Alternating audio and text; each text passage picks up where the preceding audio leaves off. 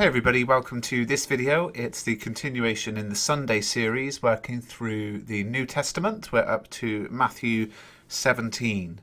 Now, a little interesting note, when the Bible was written there were no chapter breaks in it at all, chapter or verse breaks, in fact no punctuation at all. So those were added at a later date, and the distinctions between the chapters are not always great. One example of that is what we see here at the beginning of chapter 17, which really is a continuation of what we read about at the end of chapter 16, where Jesus said, "I tell you the truth, some who are standing here will not taste death before they see the Son of Man coming in his kingdom. And then we end the chapter there and move into this new chapter, chapter 17. But what we read about here at the beginning of chapter 17 refers back to what Jesus said about seeing the Son of Man, seeing Jesus in his kingdom. So let's have a look at it. After 6 days, Jesus took with him Peter, James and John, the brother of James, and led them up a high mountain by themselves. There he was transfigured before them. His face shone like the sun, and his clothes became as white as the light. Just then there appeared before them Moses and Elijah talking with Jesus.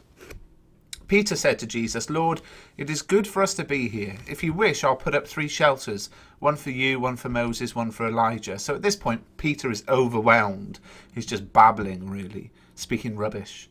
While he was still speaking, a bright light covered them, and a voice from the cloud said, "This is my son, whom I love. With him I am well pleased. Listen to him."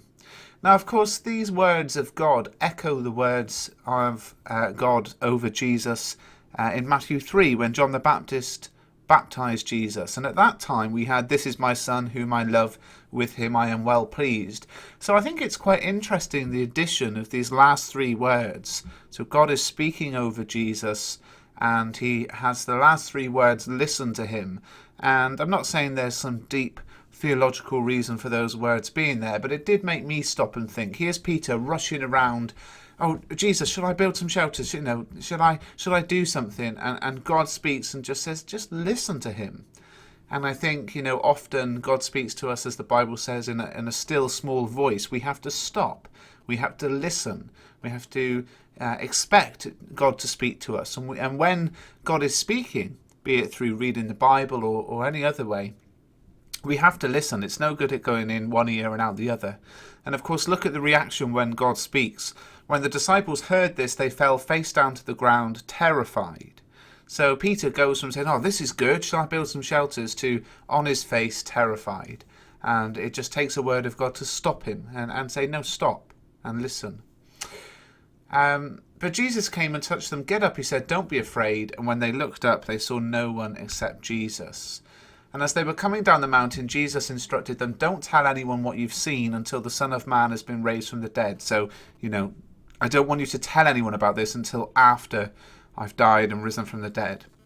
And the disciples asked him, "Why then did the teachers of the law say that Elijah must come?" Now, this is a reference to the book of Malachi, chapter 4, verses 5 and 6, which says that Elijah, the prophet Elijah from the Old Testament, is actually going to come back to the earth before the end of the world. And, that's what the disciples are referring to. And Jesus replied, "To be sure, Elijah comes and will restore all things. But I tell you, Elijah's already come, and they did not recognize him, but have done to him everything they wished. In the same way, the Son of Man is going to suffer at their hands." And then the disciples understood that he was talking to them about John the Baptist. What's amazing here is, for us reading this passage today, we see 2 mentions in, just this screen of the fact that Jesus is going to die. The Son of Man has been raised from the dead, and the Son of Man is going to suffer at their hands. But the disciples, they weren't hearing it. And it's interesting, actually, to think about the way they react in a little bit when he talks about it again. When they came to the crowd, a man approached Jesus and knelt before him. "Lord, have mercy on my son," he said. "He has seizures and is suffering greatly. He often falls into the fire or into the water. I brought him to your disciples, but they could not heal him." "You unbelieving and perverse generation," Jesus replied, "how long shall I stay with you? How long shall I put up with you? Bring the boy here to me." Jesus rebuked the demon and it came out of the boy and he was healed at that moment. And then the disciples came to Jesus in private and asked, "Why couldn't we drive it out?" He replied, "Because you have so little faith. Truly I tell you, if you have faith as small as a mustard seed, you can say to this mountain, 'Move from here to there,' and it will move. Nothing will be impossible for you." Now this is a very famous verse on faith, and I just want to talk for the majority of this video, I guess, about faith, because this Bible verse seems to suggest that if we have the faith, we could say to a mountain to move and it would move. And we saw before when Peter was walking on the water, amazing things can happen with faith. But I want to talk about what faith is, and I've got a book to recommend, which is the book Faith by Chuck Smith. I've just been looking back through this book, a book I bought a couple of years ago, and it's a really good book. Now, I'm just going to read you a few bits and talk to you a little bit about it. So Hebrews 11:1 says, "Now faith is the substance of things hoped for, the evidence of things not seen." And really, that idea of the evidence of things not seen shows us what faith is. It's believing God to keep his word, believing him to do what he says he's going to do in the Bible. Even though there might not be any evidence of it at the moment, we have the promises of God, but those promises are enough and we can rely on and trust in them. Now, most of us find that we go through difficult times in life, and as Christians our faith can struggle sometimes. We think, I know the Bible says all these lovely things and all these amazing things, but I'm going through this tough time, and is it true? Is it true for me? Is God there? Is he looking after me?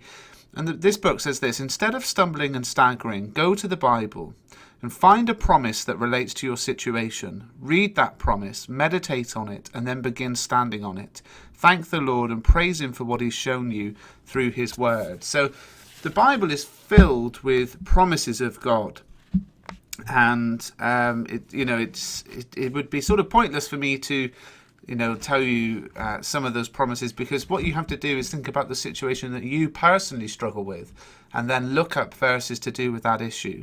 So it could be, anything, but you can Google it. You can just Google, Bible verses related to anxiety, Bible verses related to stress, Bible verses related to self-esteem, whatever. And then what you can do is write out these verses. We talked about this a few videos back, didn't we? Now, there's a chapter in this book called A Correct Perspective, and it's talking about this very bit in Matthew 17, that if you have faith as a grain of mustard, you'll say to the mountain, move from here to there, and it will move. And this is what Chuck Smith writes: it's important that we put these promises in perspective, remembering whom Jesus was addressing. He revealed the potential of faith to his closest associates, his disciples. Now, what constitutes discipleship? Jesus had earlier said, "If any man would come after me," be my disciple, that is, "let him deny himself, take up his cross, and follow me." So when Jesus talks about the great potential of faith, he's talking to men who've denied themselves, who've taken up the cross and submitted themselves fully to the will of God. These men and women no longer seek after things only for themselves. They follow Jesus. A lot of teachings today suggest that if you could only develop and learn the keys of faith, you could use this faith to produce all kinds of wealth, luxurious living, and wonderful things for yourself. But Jesus is talking here to those who've denied themselves. Faith is not a medium through which I can amass diamonds, homes, and other extravagant merchandise for myself.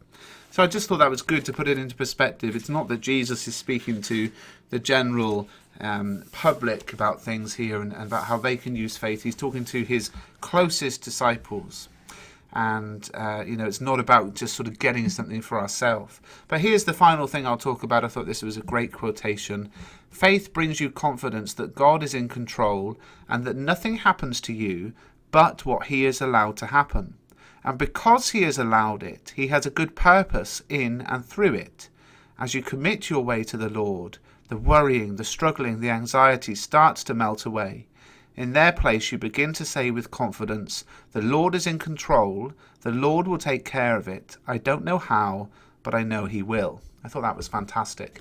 So that's really what I want to talk about faith in this video. Jesus predicts his death a second time. When they came together in Galilee, he said to them, "The Son of Man is going to be delivered into the hands of men.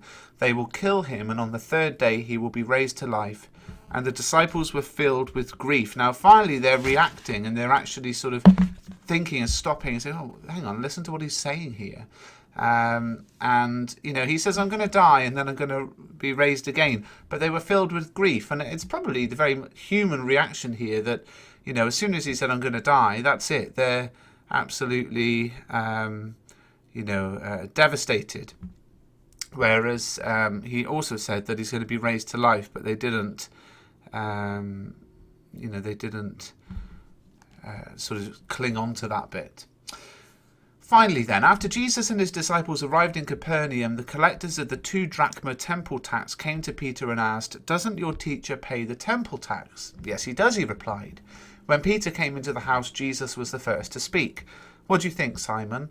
He asked. From whom did the kings of the earth collect duties and taxes? From their own children or from others? From others, Peter answered. Then the children are exempt, Jesus said to him. But so that we may not cause offence, go to the lake, throw out your line, take the first fish you catch, open its mouth, and you'll find a 4 drachma coin. Take it and give it to them for my tax and yours. Now again, Chuck Smith has a great thing about this in his Through the Bible audio series. Look at what happens here. Peter was a fisherman, and he tells the fisherman to get this money by going out and catching a fish. He could have said to Peter, go and dig under that tree there and you'll find a coin. But he says, no, go and fish. And it really made me think about this verse in the Bible, which is Psalm 37:4. Take delight in the Lord, and he will give you the desires of your heart. Peter was a fisherman. That was his passion. That was his talent. That was what he was good at. That was what he knew. And God used that. Jesus in this situation used that. Just a little thing, but he said, go and fish and you'll catch the money. And I always think about this thing that there are 2 different lines of thought about this. Some people think that being a Christian, it's nerve-wracking because what if God asked me to do something that I don't want to do? What if God asked me to sell everything and go and work in a third world country in a war zone and help orphans, and that's the last thing I'd want to do. And there is, of course, a level of sacrifice in being a Christian, but I really do believe that God is the one who instills in us the desires of our heart, our passions. He gives us our skills, our talents, the things that we excel at, and he gives us to them so that we can use them for him. So, as an example, my wife is a fantastic singer, songwriter, musician, and she loves that. And she, leads worship in our church, and she's recorded songs, and she's been singing for, since I knew her from the age of 11. And that's what she loves. And that's the talent and the passion and the gifting that God has given her. And that's what he uses her. That's how he uses her. Now, for me, if you ask me to lead worship in the church or to play music or record a song, it would be the worst thing in the world for me because it's not something that I feel gifted at, and I'm not interested in it. And because I'm not interested in it, I'm not going to be happy to put the time in. It's going to be a huge sacrifice. It's going to be a bit of a waste of time. But there are things that I am passionate about. I love teaching, and I love the idea of doing these videos. I'd love to visit churches, and stand up and teach through the Bible. That's probably the best thing I could possibly ever imagine doing. But that my wife would hate that. She would hate to have to talk in front of a group of people and all this sort of thing. So I just think there's this idea of, for me anyway, I think it's a wrong idea that God wants you to do things that don't take any account of your skill set and your passions and the desires of your heart.